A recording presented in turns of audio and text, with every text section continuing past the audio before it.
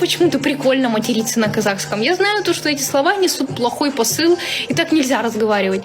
Ну, это я вообще не воспринимаю их. Не знаю, если меня обматерят на казахском, я не обижусь.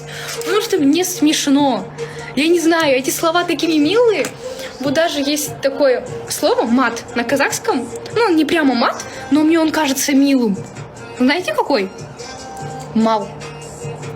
Ну, звучит же мило.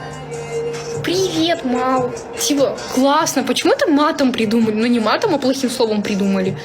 Классно же звучит. Хорошие буквы там. Мал.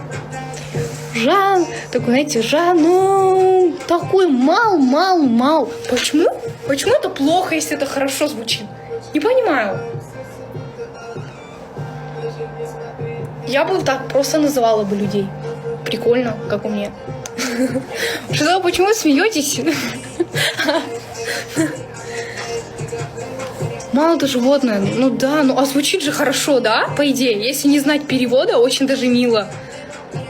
Можно даже кого-то в телефоне там. Мал мой звонит. Алло, Мал. Классно же, да? Вообще мило. Но из-за того, что это значит животное, поэтому лучше не говорить так, потому что люди могут как бы и побить за это, если кому-то сказать. Немножко могут спросить так. Поэтому лучше лишний раз не называть кого-то малым. Я казашка. Украинская килин. Мал. Ладно, шучу. Всем пока, ребята. Я вас всех люблю. Пойду погуляю с Турткара.